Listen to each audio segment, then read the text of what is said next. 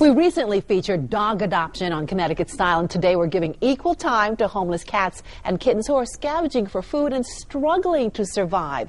Forgotten Felines is a local organization entirely run by volunteers, helping to get the cats off the streets into permanent, loving homes. Joining me now is Michael Song, an active volunteer whose family has actually fostered and adopted over 30 cats and kittens over the last 5 years. That's pretty amazing. It's been a wonderful journey. How do you do that? Well, we work with Forgotten Felines, which is a fantastic shelter on the shoreline. And essentially what happens is periodically that shelter gets overflowed. There are too many cats there because of the growing crisis of cats sort of being abandoned due to the economy, due to just people moving away. So people from the community come forward and open up their homes and sort of shelter these cats for a few weeks while they're kittens. And people can come to your home, fall in love with the cats, and then adopt them. So it's really not too tough to do, and it's a great way to give back to the community and help out some cats that really need help. Oh, that's great. Now, tell us about this crisis. How big of a crisis is it? It's really been growing dramatically. There's a few factors. The tough economy has led to a lot of abandoned cats. There's also some substance abuse issues where people will sort of abandon or abuse a cat. One of the cats that we found was in a cellar for about 4 years, just kind of living off of whatever it could find. That's terrible. Yeah, the cats are sometimes really hungry, really starving, and Forgotten Felines takes them in, cleans them up, gives them health care, gets their shots, gives them that clean bill of health, and it's a perfect time to adopt a cat like that. Okay, you've actually brought a cat into the show today. We sure have. So who is this? This is Belle, and Belle actually was in an abandoned house for several years, just trying to survive, just trying to scrape by, and Forgotten Felines took her in, cleaned her up, spayed and neutered. That's a big part of the program, and so you can see there she's there with my wife, Kristen, and she's looking for a loving home. She actually has another sister, too, named Mia, just the same type of beautiful look and feel of that cat. There's literally over 100 cats at the shelter. Well, she's behaving herself so well. She's adorable. She really is adorable. That's great. All right, we actually have some more pictures of some of the cats who are looking for a home. Let's take a look at the first one here. And this is, oh, look at her beautiful eyes. This is Valerie. Look at those eyes, but after you take in those beautiful blue eyes, look at her ear. She was found behind a dumpster in a restaurant, sort of in a parking lot, and she was literally fighting for her life. And what we're looking for right now is someone to say, hey, Valerie, we'll take you into our home, we'll open up our hearts to you. Maybe you've got kids, you want to teach them responsibility of taking care of an animal.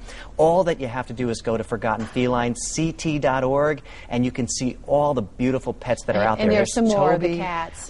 Toby's also looking for a home. She's got beautiful sort of those beautiful brownish, yellow eyes. Oh, look at this one. They're gorgeous. We were just at the shelter yesterday, which is a beautifully well-run facility.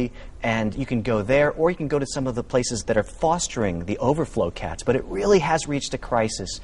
And the cats are starved for affection. They're looking for someone, I think of them as heroes, people who come in and say, I'll open up my home to a beautiful pet like that. There's Pumpkin.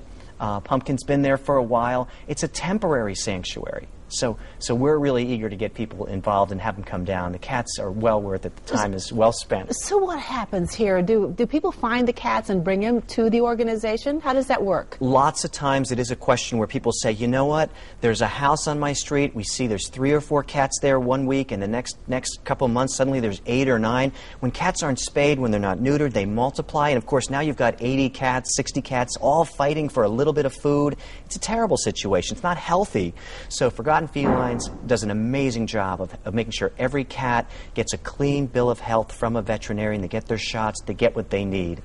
So yeah, it multiplies out there, and then people see, they pick up the phone, and they contact Forgotten Felines. Are you able to find a home for every one of these cats? You know what? The honest answer is no. There are some cats that are kind of sick, and what's beautiful about Forgotten Felines is they'll take some of those cats on too.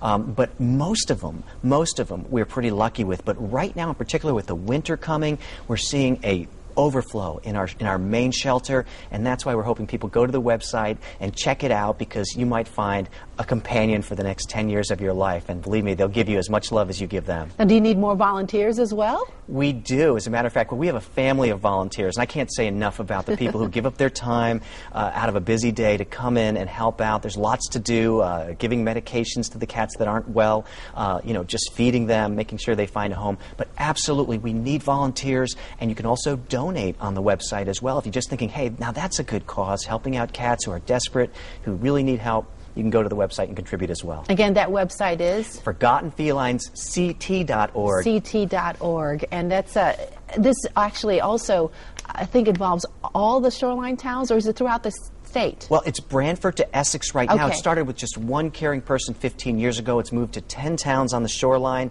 And I think this organization should be worldwide. It should be global because there's so many pets that need love. Absolutely. Need And you know they're everywhere in Connecticut as well. So it would be great if we could expand throughout the state. It's absolutely a statewide issue, and it's a great way to help out. And it's a healthy thing, too, to do for your community. You don't want cats who are out in the wild without seeing a vet at least once a year, or spayed or neutered. And I think this is a great win-win-win for everybody. It is, absolutely. Michael, thank you for being here with us. We can't tell you how much we appreciate the opportunity to talk about Forgotten Felines. We're glad that we're able to help. So don't go away. There's more Connecticut